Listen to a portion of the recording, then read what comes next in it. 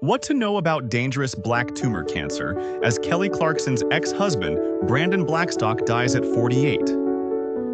Talent manager and Kelly Clarkson's ex-husband, Brandon Blackstock, has died after a 3-year private battle with melanoma. He was 48.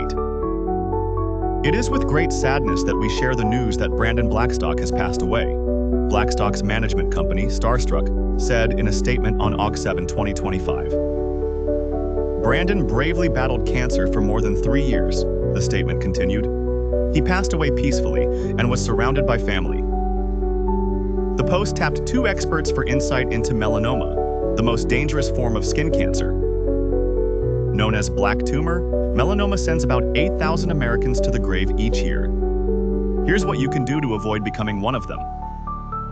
What makes melanoma so dangerous? Many skin cancers, for example basal cell carcinoma, grow only on the skin and do not commonly spread.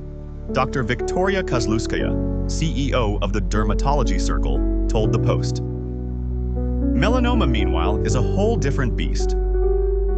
Melanoma is considered the most dangerous type of skin cancer because it has a high potential to spread, metastasize, to other parts of the body if not detected and treated early, said Dr. Adarsh Vijay Mudgal, a dermatologist. This is because melanoma cells act differently than other skin cancer cells, quickly spreading to other organs and tissues via the bloodstream and lymphatic system, Mudgal explained.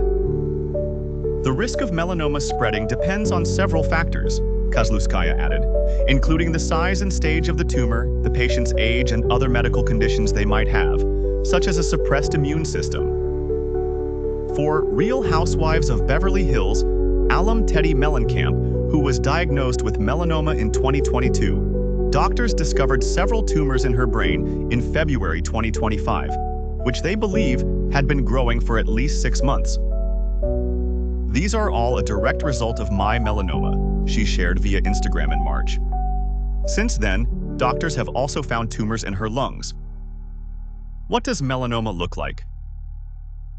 Melanomas can appear as a new mole, a changing mole, or a spot with an irregular shape, border, or color, often with shades of brown, black, or even pink, red, or white, Mudgal said. Things to look for are the ABCDEs of melanoma: asymmetry, border irregularity, color variability, diameter greater than 6 millimeters, which is the size of a pencil eraser, and last, evolution of an existing mole to exhibit any of the aforementioned qualities, he recommended.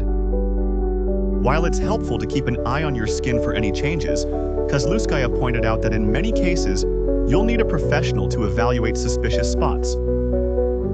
Many common moles can be large or slightly irregular but are not dangerous, she said, and vice versa. Melanomas are not always very atypical and sometimes don't even have pigment. Who's at risk for melanoma? Melanoma can affect folks of all skin colors and ethnicities, Mudgal said. However, lighter skin significantly raises your chances of developing the disease. In fact, the lifetime risk of getting melanoma is 1 in 33 for white people, compared to just 1 in 1,000 for black people, according to the American Cancer Society. This is because lighter skin contains less melanin, the pigment that protects against UV damage. Among those with lighter skin, the risk is especially higher for people with red or blonde hair, blue or green eyes, or skin that freckles or burns easily.